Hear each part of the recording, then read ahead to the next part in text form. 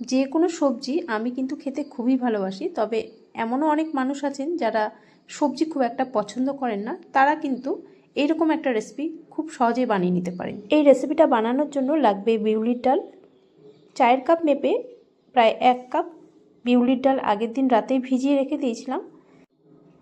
ডালটা ধোয়াই ছিল, তো আবারও একবার ধুয়ে এবার মিক্সিং জারের মধ্যে এই ডালটাকে দিয়ে একটা পেস্ট বানিয়ে নিতে হবে। তো ডাল দিয়ে দিচ্ছি,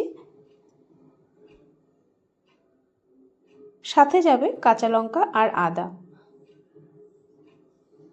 দিয়ে দিচ্ছি এরকম 1 টুকরো আদা, 2টো কাঁচা লঙ্কা দিয়ে দিচ্ছি।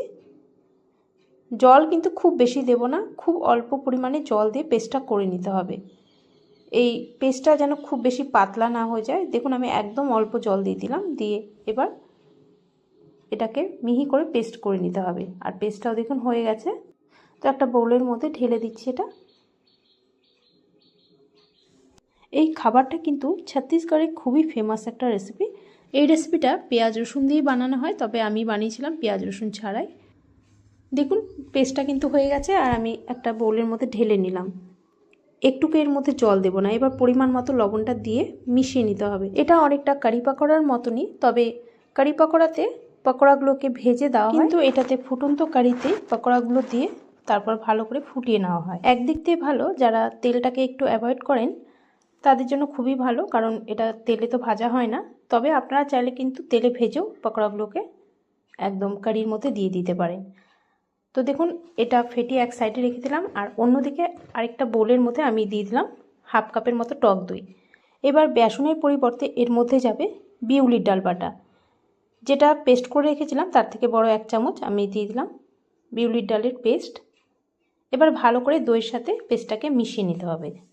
ভালো করে কিন্তু দইয়ের সাথে মিশিয়ে নিতে হবে, যেন এর মধ্যে কোনো দলা অংশ না থাকে। এক সাইডে রেখে দিলাম। এবার কড়াইটা বসিয়ে কড়াইতে দিয়ে দিলাম প্রায় বড় 3 চামচের মতো সর্ষের তেল। সর্ষের তেলেই রান্নাটা করছি, চাইলে আপনারা সাদা তেলও করে নিতে পারেন। এবার 2টো শুকনো লঙ্কা দিয়ে দিলাম। দিয়ে দিচ্ছি এবার ছোট 1 চামচ সর্ষে, দিয়ে দিচ্ছি অল্প কারি পাতা। যারা পেঁয়াজ দিতে চান এই সময় কিন্তু পেঁয়াজ কুচিটাকে দিয়ে ভালো করে ভেজে নিতে হবে ফোড়নের সাথে।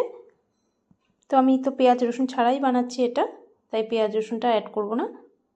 ফোড়নটা একটু ভাজা হলে এবার এর মধ্যে দিয়ে দেব লঙ্কা আর হলুদ গুঁড়ো। ছোট 1 চামচ দিয়ে দিচ্ছি লঙ্কার গুঁড়ো, আর ছোট 1/2 চামচ দিয়ে দিলাম হলুদ।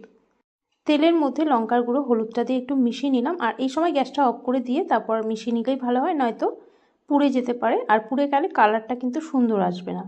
আর তেলের মধ্যে এইভাবে লঙ্কার গুঁড়ো হলুদটা দিলে কালারটাও সুন্দর আসে। এবার যে টক দইয়ের মধ্যে ডাল বাটাটা দিয়ে একটু ফেটিয়ে নিয়েছিলাম সেটা এর মধ্যে দিয়ে দিলাম। দিয়ে কিন্তু এটা কষানোর কোনো দরকার নেই, জাস্ট একটু মিশিয়ে নিয়ে এবার এর মধ্যে জল দিয়ে দিতে হবে।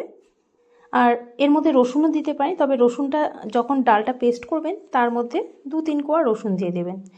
এবার এর মধ্যে পরিমাণ মতো জল দিয়ে দিতে হবে। তো আমি প্রায় 2 কাপের থেকে একটু বেশি জল দিয়ে দিচ্ছি, আর এই জলটা কিন্তু একদম ফুটন্ত গরম জল আছে।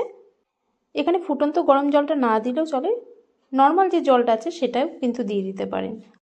এবার এটাকে ফুটতে দিতে হবে, আর এই সময় লবণও দিয়ে দিচ্ছি পরিমাণ মতো, আর একটু চিনিও দিয়ে দিচ্ছি, যেহেতু নিরামিষভাবে বানাচ্ছি এটা।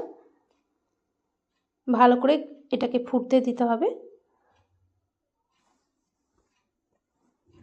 যখন একদম টকবক করে ফুটতে শুরু করবে, তারপর এই যে ডালটাকে পেস্ট করে রেখেছিলাম এই পেস্টটার থেকে অল্প করে হাতে নিয়ে বড়ার আকারে দিয়ে দিতে হবে এই ফুটন্ত কারিতে। তেলে কিন্তু এটাকে ভাজা হয় না, এইভাবেই করা হয়, তবে আপনারা চাইলে তেলে কিন্তু ভেজেও দিতে পারেন। গ্যাসের ফ্লেমটা এই সময় কমিয়ে রেখেছিলাম। এবার গ্যাসের ফ্লেমটা মিডিয়ামে রেখে এটাকে ফুটতে দিতে হবে, আর এটা ঢাকা দিয়ে 10 থেকে 15 মিনিট কিন্তু রান্না করে নিতে হবে। যখন এই পকোড়াগুলো ওপরের দিকে ভেসে উঠবে তখন বুঝতে হবে যে এটা হয়ে গেছে। তারপর সবশেষে দিয়ে দেব অল্প ধনেপাতা কুচি, আর দিয়ে দেব খুবই সামান্য পরিমাণে গরম মশলার গুঁড়ো। যেহেতু এটা নিরামিষভাবে বানাচ্ছি সেজন্য আমি এর মধ্যে গরম মশলাটা দিলাম। যদি আপনারা পেঁয়াজ রসুন দিয়ে বানান তাহলে গরম মশলাটা দেবেন না। গরম মশলা আর ধনেপাতা কুচি দিয়ে ভালো করে মিশিয়ে নিচ্ছি। মিশিয়ে এবার গ্যাসটা অফ করে দেব। তো রেডি আমাদের এই রেসিপি।